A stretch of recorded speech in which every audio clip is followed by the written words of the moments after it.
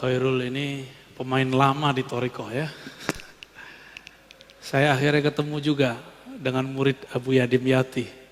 Sebelumnya 3 bulan lalu saya ziarah ke sana.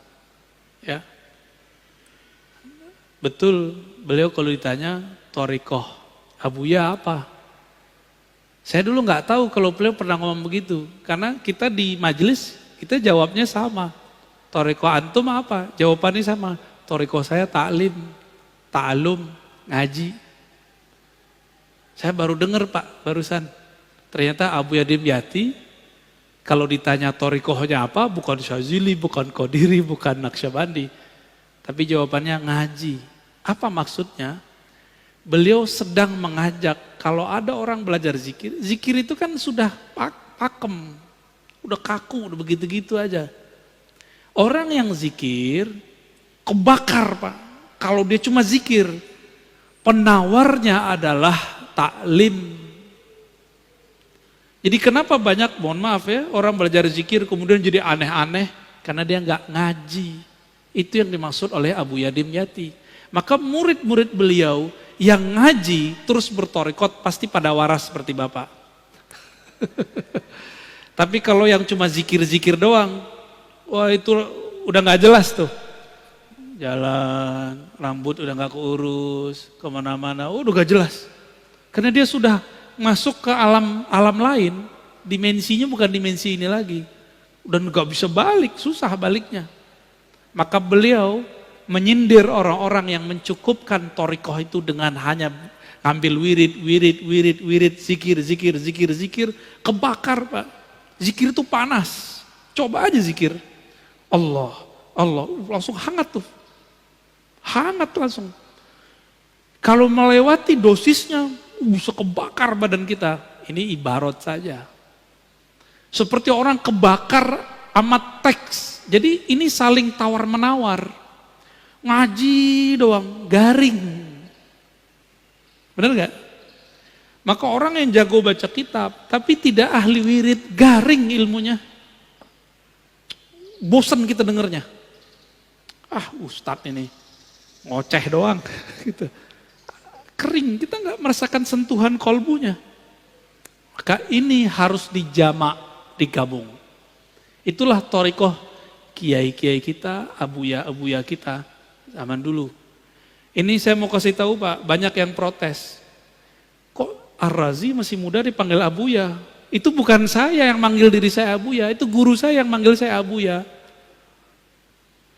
Dan di kampung saya biasa, Buya, itu anak muda, tua itu dipanggil Buya. Tapi kalau Abuya, itu langsung guru kita yang ngijazahin. Jadi itu bukan panggilan saya sendiri, saya lebih senang dipanggil Ar-Razi. Ar-Razi gitu. Atau dipanggil bro gitu Pak, lebih senang karena dianggapnya muda. Kalau Abuya kayaknya tuhe ya, mau gimana lagi. Ya, kita hargai juga guru kita, masa kita nggak hargai? Ya, kalau saya menolak sama dengan menolak panggilan guru kan. Dan itu nggak dibuat-buat kan, antum manggil-manggil aja kan. Karena guru sudah bertitah, itu ridhonya guru. Ya. Karena ilmu itu bukan fisik Pak, ilmu itu ruh, spirit. Jika ma'rifatnya tinggi, dia tua walaupun tubuhnya muda. Antum tua, tapi nggak punya ma'rifat, itu bocah, bocil. Bonek, ya, boceh kata orang Persia, bocah kata orang Betawi, sama. Terus tadi tentang kok para habaib sayyid kok jarang berthariqah.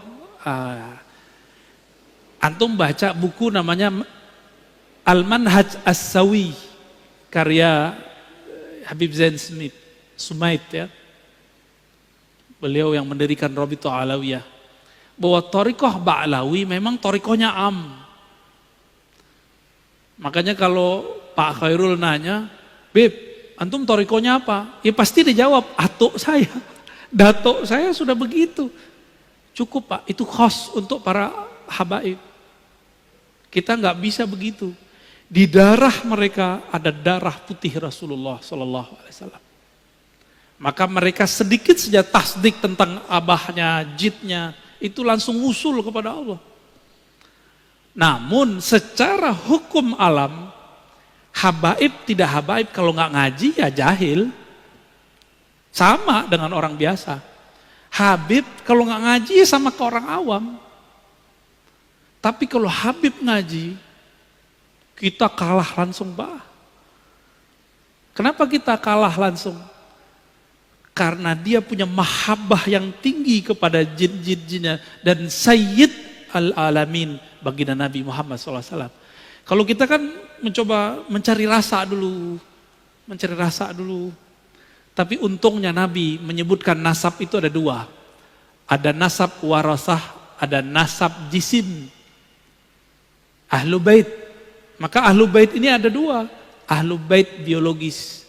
Bin, Asegab, Atos, Adat, Aidrus. Ada 200 ya. Berapa tuh? Banyak banget itu. Ada Al-Mahjub, ya, ada Bazara'ah, macam-macam. Saya ke Prancis ini ketemu Bazara'ah. Tahu-tahu orang mana, Pak? Orang Makassar. Habibnya diganti pakai gelar Andi.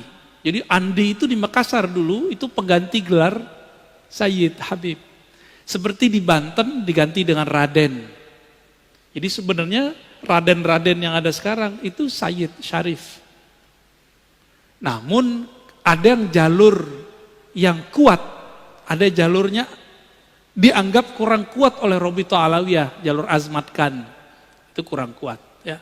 Tapi kalau bagi saya semuanya zuriat Rasulullah, saya hormat dan saya angkat tangan kepada mereka-mereka. Ya. Karena khawatir ini pesan Rasulullah SAW. Jadi memang ijazahnya Thariqah Ba'alawiyah itu am.